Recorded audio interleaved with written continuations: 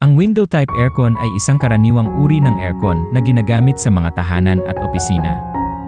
Bagamat madaling gamitin, maaari rin itong magkaroon ng mga problema sa paglipas ng panahon.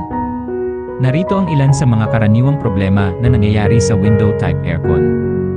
Mga karaniwang problema sa window type aircon. Mababang pagpapalamig, ito ang pinakakaraniwang problema sa window type aircon. Maaaring dahil ito sa maruming filter, baradong coil, mababang refrigerant level, o sira na fan. 1. Pagtulo ng tubig. Ang pagtulo ng tubig mula sa window type aircon ay maaaring dahil sa baradong drain, sira na drain pan, o hindi tamang pag-install. Ingay. Ang ingay mula sa window type aircon ay maaaring dahil sa sira na fan, loose parts, o hindi tamang pag-install. Hindi paggana. Ang window type aircon ay maaaring hindi gumana dahil sa sira na switch, blown fuse, o problema sa electrical wiring. Hindi pagpapalamig ng isang partikular na lugar. Ang window type aircon ay maaaring hindi makapagpalamig ng isang partikular na lugar dahil sa hindi tamang pag-install, hindi sapat na laki ng aircon, o masyadong malaking silid. Mga posibleng solusyon. Linisin ang filter ng aircon. Ang maruming filter ay maaaring magpababa ng kahusayan ng aircon at magdulot ng mababang pagpapalamig. 3. Linisin ang aircon coil. Ang baradong coil ay maaaring magpababa ng kahusayan ng aircon at magdulot ng mababang pagpapalamig. 4.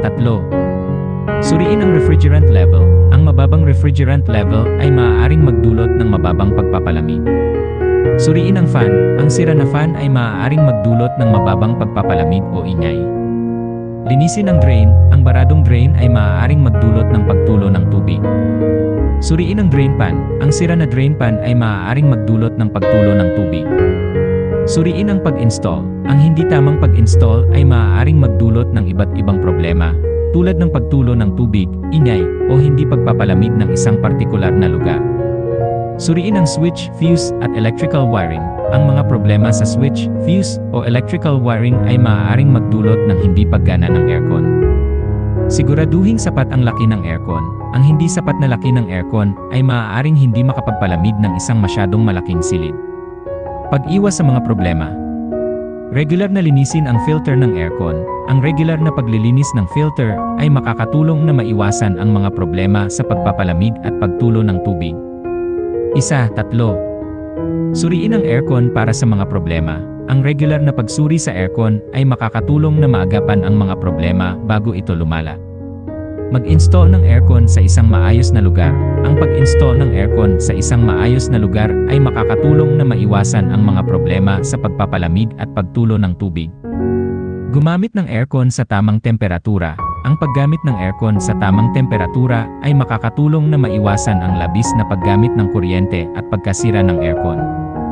Sa pamamagitan ng pagsunod sa mga tip na ito, maaari mong mapanatili ang iyong window type aircon sa mahusay na kondisyon at ma-enjoy ang cool na hangin sa loob ng maraming taon.